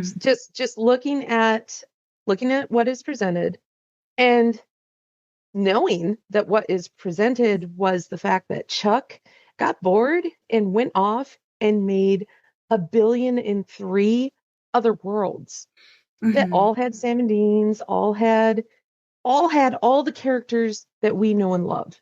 Right. So, okay, I want to play in the sandbox that is 2 million AUs over that way. Okay. So what do I find when I peel back the cover? What's in there? You want to find the so- Dragacorn. That's what you want to do. Yes, Like, I give me the find Yeah. I find the Dragacorn. Yeah. And so I go off and it's canon to a point because Chuck is the one, he made all these places. And like in Atomic Monsters, you saw it's like all of these different universes are coexisting, and some of them are fascinating because it's like obviously Sam went real bad, but also the whole opening fight scene where Dean is just shooting these demons with a bullet that is acting like a cross between a demon blade and an angel blade. And he's just shooting them and they're and they're dead. And it's like, that is a fascinating thing. Why didn't they ever do that in our universe? Because that would make demon killing so much easier. I mean, even in Apocalypse World, when they went over there and they had the angel killing bullets, right, that were created from the melted down angel blades. And I'm just like, why didn't we ever do that in our actual world? Because that would have made the boys' job so much easier. Yeah. They can't have too many shortcuts. Yeah, but I'm just like, Yeah, Would have been nice though. If there was witch killing bullets, why couldn't there have been those kinds of killing bullets? Yeah, definitely makes sense. Yeah. And so yeah, it's going and it's chasing down the what if, changing a couple little variables and seeing how it unfolds. Yeah. Right? Because if something hadn't happened, what are all the dominoes that would not fall? Yeah. Right? And one that I accidentally created that I have to go back and explore, because I just did 2 separate works for the Eldritch Bang, and one of them follows 9-year-old Sam after John gave him the gun because he was afraid of the monster in the closet. And it turns out that there really was a monster in the closet, but it's not an evil monster. It's actually trying to save Sam. And it kidnaps him away and takes him to a place where nothing can harm him. He is existing out of time and space.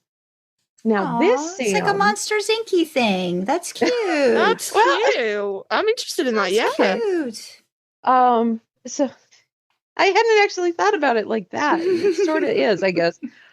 But so he's taken to this place and it's basically a space with a lot of doors. And so he goes to the first door and here's a early 20s Dean passed out drunk at the kitchen table of a motel room he's staying in. And so Sam fishes out the journal and he's reading about how, well, Mary didn't die until Sam was 11.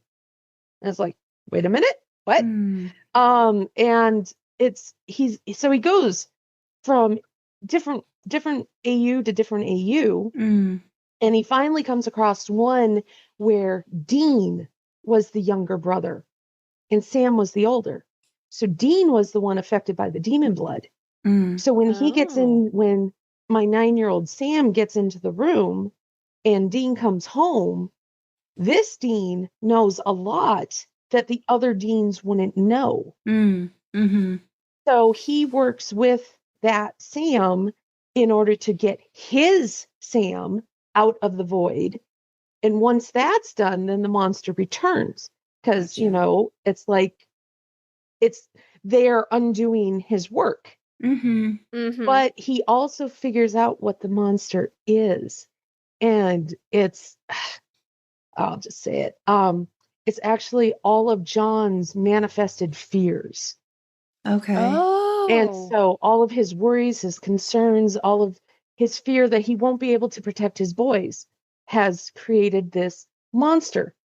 And so, yeah, the monster is pulling the Sams, because that's the one that John's worried the most about, into this void, and it's keeping them safe so that they can't die. And so Sam rallies all of the Sams, because there's like thousands of them, and they combine forces and basically assured the monster, which is John, that no, you know, we've figured it out. We know how to fix this, and you need to let us go. You need to send us back.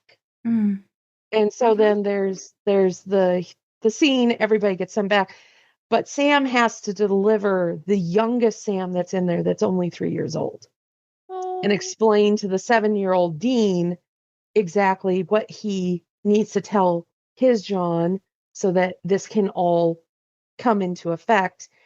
And Sam ends up going back to his actual little world, and he assures John, you know, we're going to be okay. You've done your job. You know, you can rest now. And so he fades away and the void closes off, and Sam goes over and uses his powers to like tell John in the form of a dream. And so, and he lets him know where the cult is. He lets him know how to find Azazel.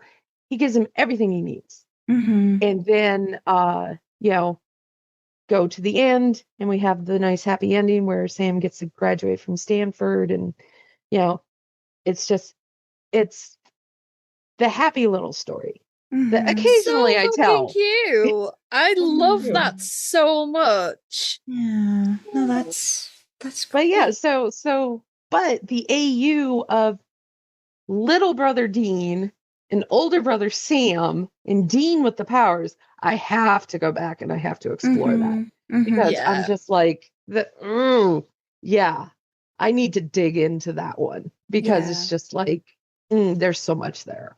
Yeah, I think that's one of the beauties of the show, is the sandbox aspect of it, that it just opens up, like you said, all of these universes and doors and possibilities. And it sounds like you are very much invested in sort of like even the fantasy side of things, and like the what ifs, kind of just like, you know, just take the guardrails off and just let me go kind of a situation. Yep. And I think that's one of the big things about this show that I've taken from it. And I think that really does provide everybody with just opportunity to just go crazy with 100%. All these kinds of scenarios.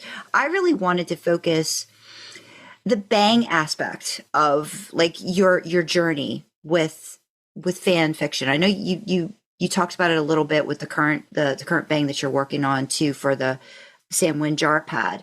But what is it about these challenges that you really do love? Like what got its claws into you when it came to bangs?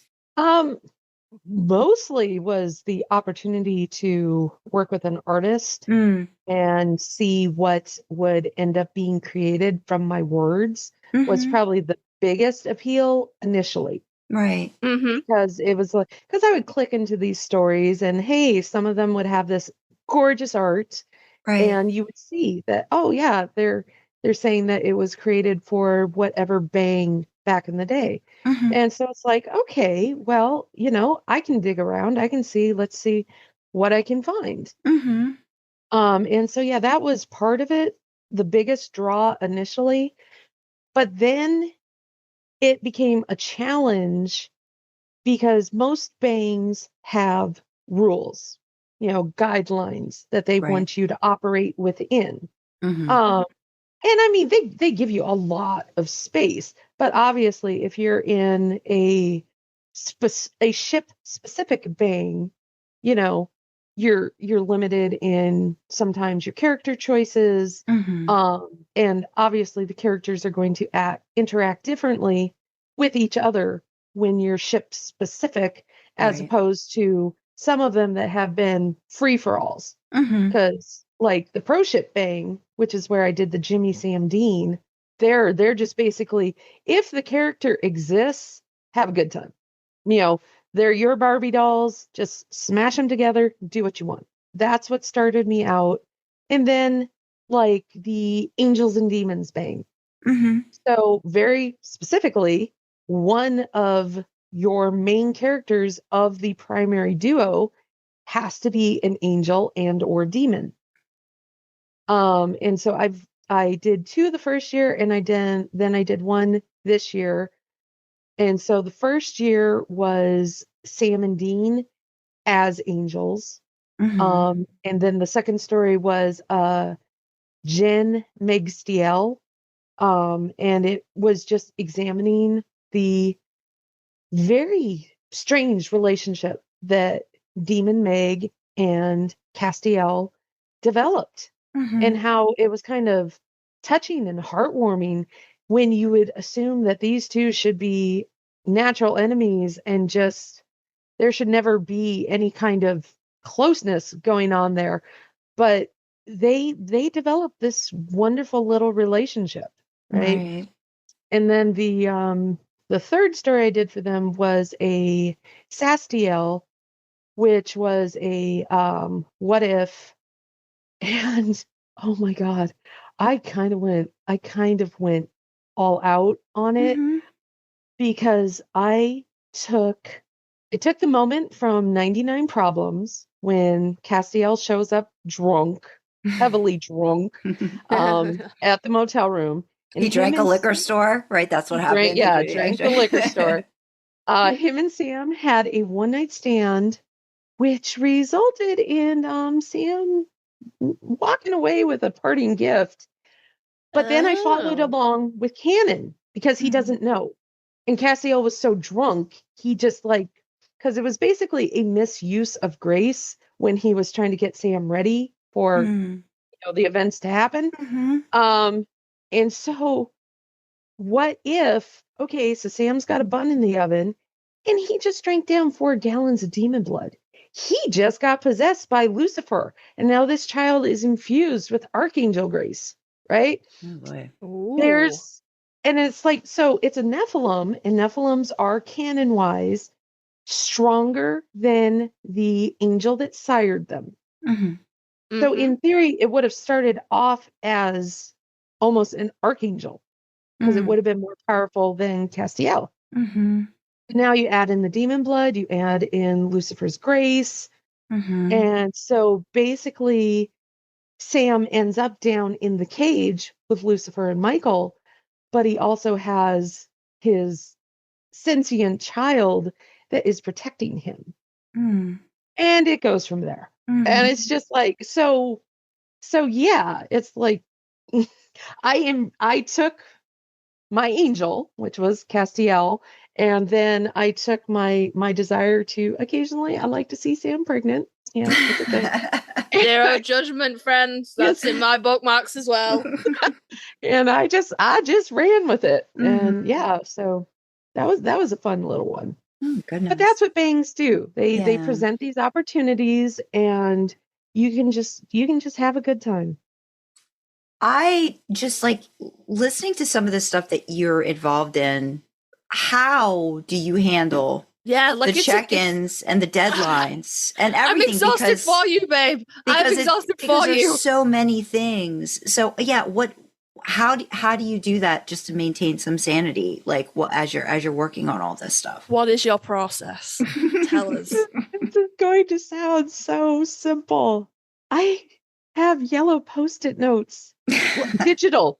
I have digital yellow That's going to Post-it be a notes. mess. You've got real post-it notes all over It's your just On one my- tiny stamp-sized little part of the screen where you're like, this is where I write everything. This is it. The rest of this is dressing.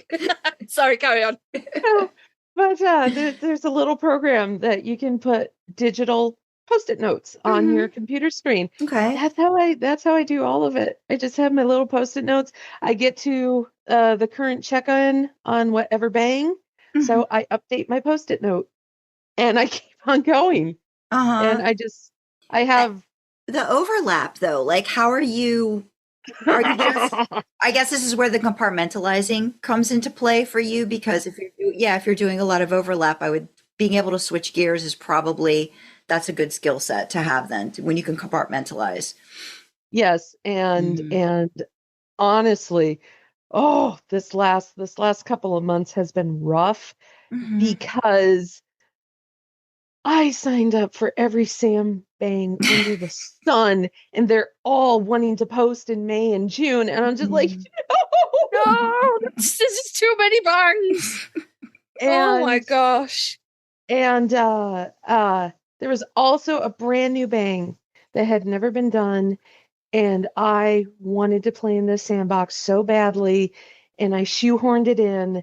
And between that and the Samwin, I was the SamWinJarPad, which just kept going and going and going and required so much research. And then there is a Destiel BDSM bang.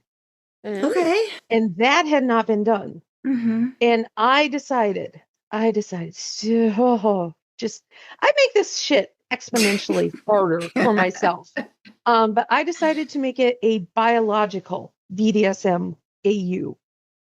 So I fucking love those. Yeah, you don't decide. Oh, yeah, I'm a dom. Yeah, totally. It's like, no, nature decides for you. Okay. And so it's like an offshoot of Omegaverse. That sounds like, yeah. To designated sub or dom or switch or whatever. Yeah. I know what you mean, Sal. And so the aspect that I chose to explore is that, okay, you don't know until you're older what you're going to be, right? Until it reveals itself. So you've spent your whole life thinking, I'm going to be a dom. And all of a sudden you're a sub. Now you got to deal with this, right? Or you spent your life thinking, I'm going to be a sub. I'm thinking that's what makes me comfortable. And all of a sudden you're a dom. And so in the story, I have Castiel. He's a therapist, right? He's like, he helps couples like try to be the best dom, the best sub that they can be so that they can make their relationships work. And Dean, being the very, very just rowdy little shit that he can be, he refused to accept his role. And so he would, and because there's the biological aspect, basically if a sub doesn't enter subspace every so often, they'll start having physical ailments. And so it's kind of required. You have to do it at a certain point. But he doesn't like surrendering himself to any dom. Yeah. And so that complicates matters. He ended up being a ward of the state. He got put with a dom, Lucifer, who abused him horribly. That does not get, that's just alluded to. I did not actually put that in the story. That's just alluded to, Dean has gone through some shit.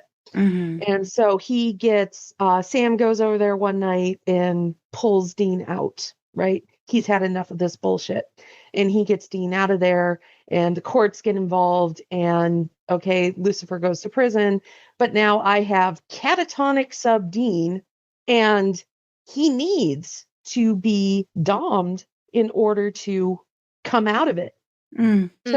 So, and one of the things that I had noticed in a lot of fics that I didn't really like is sometimes Cass is really sort of a dick when he's being a dom. And I'm just like, no, let's make Cass a gentle dom, right? Lots of praise, lots of just gentle and because there are, you can take a sub if they really want to be beat and have not what I would consider super pleasant things done to them, okay, you can. And that makes them happy, and that's great. Fine. Mm-hmm. But there are some, no, they want just the nice part of it. Just the praise kink, the hand feeding, the just, maybe a little bondage that isn't the where everything is distended and you're twisted and contorted. Like the Japanese shibari, and you see the people just hanging in the air. And they are so at calm, so at rest and at peace. And it's just, it looks so nice. And it's like, so yeah, there are absolutely different sides to BDSM. And I went with the gentle. And so Cass is basically also put into the position because Dean is catatonic. Dean can't consent to any of this. And so Cass is using his best judgment to try to bring Dean out, giving him what he needs, just continuously talking to him and doing these things with him and all sorts of non-sexual BDSM type behavior. Because Cass is not going to go that far, not until he has Dean back and Dean can actually consent and say that, yes, okay, now we're going to take this over into a sexual component. And so that story was supposed to be 10 to 15K. I am currently at 18 and I owe probably another 15K to it, I figure, to get it done. So between that and SamWinJarPad, my February was not good. Was not good. And so I kind of like was falling behind on stuff. Then, hey, let's do my OC that needed to be 20K. I'm currently at 16 on that, and I'm getting close to getting that one done. I'm sorry, I need to pull this up just so I can make this right. Okay, then the SPN J2 Big Bang, which is the oldest one in the books, run off a live journal. I need 20K done by May 1st. I started that one yesterday. Oh my God. Yeah, I started that one yesterday. I'm sitting at 3K, but it's like, I know exactly because I brainstormed with Liz like crazy bad. And so I got a bunch of that. I've got the Wincest Big Bang. I'm supposed to have 10K by May 25th. The Wincest Reverse Bang, 5K by 6/1. The Benny Bang, 5K by June 7th. The SPN AU Bang. Well, that one's July. So that one I've got time on that one. But it's just like, yeah. It's like I end up so many. And I'm like, yeah. So I've been juggling. Yeah. Oh my god. Juggling is an understatement. Fucking hell. It's like you're juggling knives and grenades and everything. Like, oh my gosh, no. Let's make sure it keeps happening. Wow, that's a lot. That is a lot going on. It's a lot going on. I'm glad the digital Post-it notes are working for you. That is great. That's absolutely great. What's crazy is at the same time that I've been writing all of these up, I've posted a bang every single month this year. Well, I posted 2 this month. I've got 2 planned for posting next month. And there's editing. There's consultation with your artist. There's making sure that everything is getting done. You've got your Tumblr posts. You've got your live journal posts. You've got, everything, all your draft posts to AO3. All the links are working. So it's like, yeah. The thing that all these bangs has taught me is prioritizing. Is, making sure that it's like, you are constantly checking in, making sure everything's good to go, because a last minute oopsie, that's really gonna mess things up. So if I should ever realize my dreams of becoming an actual published author, which that is on the list of things, I need all of this that all of these bangs have been teaching me And so that I can schedule, so that I can prioritize, so that I can, make sure, okay, I need to do 2,000 words a day. If I want to make all of these deadlines and goals, I need to have a certain amount of output. I need to, okay, so I do this output. I also need to be able to devote at least 2 hours a day to editing. And it's just like, so yeah, bangs have taught me so much. And like last year, 360K worth of bangs I posted. It's amazing. 24 bangs in all in 2024. So it was like, yeah, I dove in head first. Yes. Without a life preserver too. This is very true. Yeah. There was no safety net, no life preserver, no nothing. I just leapt. Just went for it. Kasey, Yeah. do you want to throw your questions out? Yeah, absolutely. So, you know these questions. You've answered them in the document. I'm very sad. But like, it's totally fine if you don't want to share. Like, we're not like, don't dox yourself or anything. But if you do want to share, where'd you come up with your username? Where did that come from? Just Sam and Dean, because they are the main characters of the show. And after I had realized how far astray that Facebook had tried to lead me, I was like, no, I'm going to focus on the two main characters.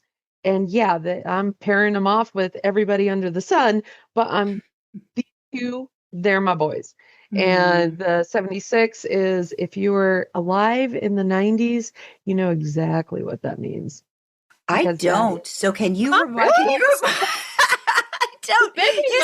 Well, you said maybe what it all of was us 90s high school age kids did, and I'm like, I don't. Maybe I never did this, so I don't know. So yeah. Tell us, Sal. We must know. Yeah, now we have to know. Well, that was when the internet was really starting to kick around, and you needed a password and a username for everything, and so you would have your your real name, and then the year you were born. Okay, now I've got it. Now I've got it. All right. Yeah. I was like, okay, now I've got you. I was like, I've done. Yeah, I did that before. I'm a fucking dumbass. I thought it was just 67 reversed. That's what I thought it was. At first, I thought that's what it was too, but now I get it. I totally get it now. Yeah. We did all do that when we were getting ourselves usernames. We did our year, and some people still do that. Oh yes, they do. Yeah. Okay, got it. I was like, I'm missing something. I am really missing something. Sorry, Kasey. I needed clarification. I feel so little. I was like learning. It's been so long. I forgot what the 90s. I forgot what we did in the 90s. It's been a while. I just told you, learning to walk and talk. That's what we did in the fucking 90s. No, there was no life before I existed. You were all just waiting for me to arrive. That's all. That's all it was. Yeah. I am the best. couldn't even follow through that thought, guys. Oh my goodness. Alrighty then. Thank you for sharing. Secret question. And I know you know what it is. It's infinitely less fun now. Everyone knows what it is. But never mind.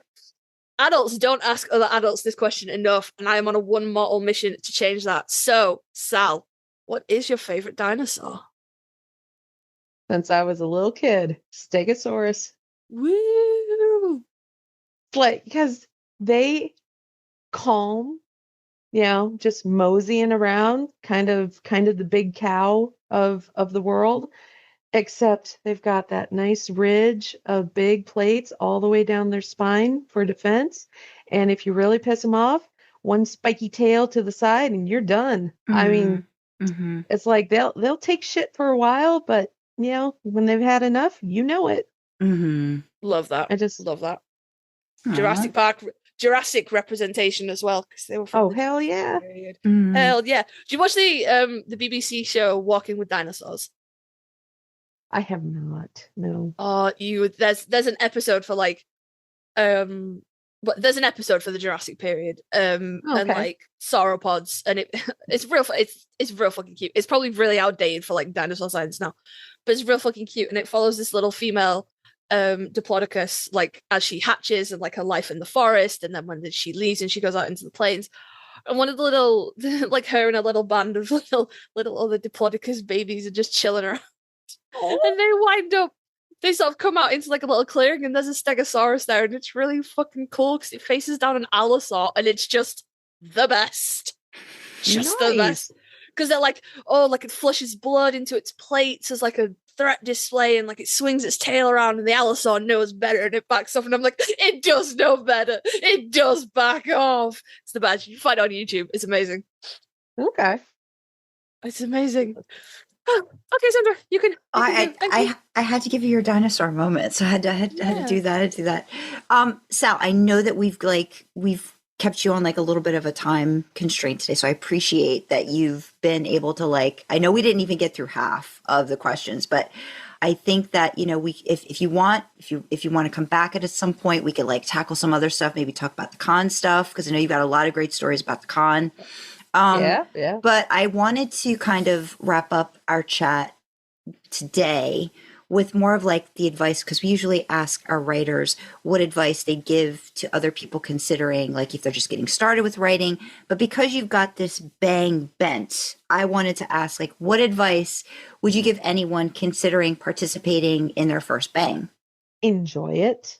Mm-hmm. Like just let the wonder of it all wash over you, because soon enough, and this is the side of the bang that I do not enjoy, is the entire claims process. Because you have spent so much time crafting this story, and you've got it all in your head, and you're a little bit in love with it, and you're just like, you want everybody here as my child. Please love and treat them kindly, and just love them as much as I do. And then you sit and, oh, that one over there got taken. Oh, that one got down. Oh, that one. And you're sitting there and you're like, why does no one love my story? And it's just, I feel this on a personal level. yeah, because you've been through a couple claims yourself, and it's like that absolutely is the worst part. So try to focus on everything that is not the claims part. Gotcha. Because if you let yourself really just go with it and have the fun, you don't see it as an assignment. Oh, now I have to write this story, and it has to be so long, and it has to be these requirements. No, just kind of look at it with like kids' eyes, like you're just filled with wonder. Hey, here's this brand new little sandbox. Nobody's played in it before. It's mine. And you can go, and you've got your little buckets and your little shovel, and you're going to just have fun. And that is what I would say. Just go into it like that, and know that the claims process is going to be the hard part. But trust me, if you're in that Discord server on claims days, everybody is right there with you, and they're cheering everybody on, and they're just like, because they're all in the same boat. And everybody, they want all the rest to succeed, and you make your nice little family, and just, somebody will claim your story. And eventually you might not be the first, and you might not even be the last, but somebody is going to get your story, and they're going to fall in love with it too. And then they are going to give you some beautiful art. And you'll be able to look at it, and you'll know that your words inspired that. That's great. I love that. That's great. Love that. That's great advice, especially about the claims part, because yes, it is very, very stressful. It's a very stressful time. Have you only done the one? I did a Dean Winchester Big Bang, and I did the Wincest Big Bang. So okay, I did. So you've been through two. Yeah, okay. I've been through two. Yeah. So it's definitely very stressful. Very stressful time. So I'm in awe of somebody who's willing to put themselves through this process again and again and again. That is, you've got you've got some armor. You've built up some Or armor. I'm a raging masochist and I just don't even realize it. Well, One of the two. I'm gonna maybe go for the first one. Okay. Let's go for the first one. Okay. Gonna compartmentalize and do all those good things. Sal, I hope did you enjoy yourself? Did you feel a little more at ease? Oh, when you got started? yeah, this was a lot of fun. Yay! Good. Excellent. I'm glad. I know you've got some stuff. What's like coming out like maybe within the next, I'm going to give it like maybe like 3 months time. So maybe like, what are we in now? April, May, June, July. So what's happening in July? What's coming out in July? Because that might be around when I'm thinking it might come out. Oh, let us see. I'm imagining you. No, have you seen Bruce Almighty, the movie with Jim Carrey? Oh yeah. That was when he goes, all prayers to post-it notes, and you just go, that's what I was imagining you now. Just throwing post-it notes over your shoulder, like, that's fucking May, that's June, that's September, just frantically trying to find the July one. Okay. Sorry. So what is probably going to be coming out either the very tail end of June or mid-July will be the SPN J2 Big Bang one-off of Live Journal, which is the granddaddy of them all presently. It is the oldest still current bang. And that one, oh my God. So last year, no, the context makes it. I will keep this brief. Okay. Last year I had done my Kitty Jensen story, and I always struggle to make the first line, right? What is going to start my story? And so I had Jared sitting in his apartment reading a book about sentient dragons, right? That was the first, that was my opening line. This year's Big Bang, Jared is a dragon. Aww. So cute. But he is a firefighter because dragons are fireproof. So he is the firefighting dragon. Jensen is the new recruit that not necessarily a new recruit, but he just transferred into the department. Right. I did the age swap. Okay. Because Jared is going to be hundreds of years old. So I'm like, I'll just make him physically older than Jensen. So I've got him at, I believe, 32 for Jared and 26 for Jensen. Okay. And there's, oh my God, that's what I started working on yesterday. And that's okay. Those will post in late June, early July. And I talked through it with Liz, and she's just like, I don't even know how your brain works. Where do you come up with this? We're all in awe, for real. Thank you.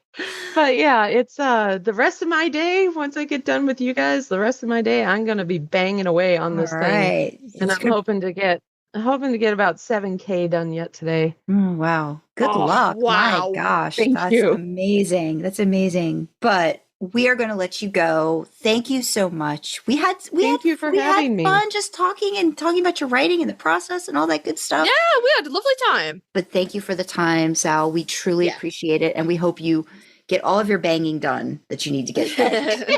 Thank you. Thank you so much for the time. Thank you for joining us. We'd love to see you in the live stream later, but if you've got a 7K word count to hit today, we understand the writing. We get it. I might pop in for a minute because sometimes I need little snippets of breaks just so that I can think about where I want to go with the story. Reset your eyeballs. Yeah. There's a little bit of that falling out of your face, and then you're just like, I'm just gonna pop them back in and look at something far away for a minute. Oh goodness! Have a great time. Have a good rest of the afternoon, you guys have sweetie. Fun. All right. Thank you. Bye. That was quite the banging adventure that we had with Sal. I'm still pretty much in awe of all the stuff. Yeah, for real. Like when she was talking about how many bangs she's got and how many words, and my brain was going, no. Like little goblin that lives in my brain just went and hid in the corner and went, please don't do that to me. Fucking hell. That is unbelievable. But you know what? When you can see the beauty in the show and, what if this changes and what if that changes? You must have a million, when you see the show through that lens, you've got a million ideas, and Sal's absolutely fair play to her for being able to chase all those ideas, because I would have a really long list and not a great deal more. Yeah. But I think I think a lot of great advice too about just how like trying to enjoy the challenge aspect of it when it comes to a lot of the different parts of, the bangs in particular, and focusing on the stuff that you really do enjoy, that you have control over, right? And then the stuff that you don't, because the claims process you don't have any control over, like at all. Like that's just not something, it's just whatever's going to happen is going to happen. So deal with what you can control. The collaborative parts with the artists, all those things I think are good things to hone on to if you do really enjoy this type of a challenge, which it's obvious Sal really does, and I think just kind of like blossoms in that sort of environment. So good on you, Sal. We can't wait to see all of the other banging bangs you bang yourself into along the way. This title's going to be filth. Filth. I really do want to put something about banging. Like, I don't think that's going to be bad. We've done that before. We've done bangs and bingos before. I think we'd be okay with that. I think we'll be all right. But we do have to wrap up because we have a live stream that we have to get ready for. Yeah. But we do want to say thanks to Sal for coming on. We want to thank you for listening. And please let us know what you thought of this episode. You can email us at idlingintheimpala@gmail.com. You can comment on Spotify in the Q&A section, leave a YouTube comment, join our Discord and chat with fellow idlers and us in real time. Check out our merch store, which is another fun way to show your support. You can find details for everything on our website. That's idlingintheimpala.com. Want to fuel our supernatural road trip? Consider joining us on Ko-fi for as little as $1 a month. We have perks to go along with different membership tiers and would love to have you along for the ride. Speaking of perks, we've got special shout-outs for some of our Ko-fi members. From our Shotgun Picks and Music tier, we've got Runaway Dreamer, Crowley's Mistress, SamandDean76, and Elia. From our own Mrs. Butters tier, we've got Charlie. Thanks for picking the tunes in the car and keeping the lights on in the bunker. Support like yours keeps our podcast going. Thanks. Don't forget, though, you can always support us for free by liking, commenting, subscribing on YouTube, and following, rating, sharing on audio platforms. Engagement like that really helps us with the algorithms. All hail their benevolence. As always, we have the causes we support in the description. So from me, you have LGBTQ plus talking charities. From Sandra, you have mental health charities. And of course, the main causes that we are always highlighting, championing, spotlighting are World Central Kitchen and Doctors Without Borders. If you want to know more about these causes, why we're supporting them, what they mean to us, check out idlingintheimpala.com. There's a page there called Causes Cause with all the details. So with that, we will say thank you so much to Sal for joining us. Thank you for joining us in the back seat, and we will see you next time, guys. Bye-bye. Bye.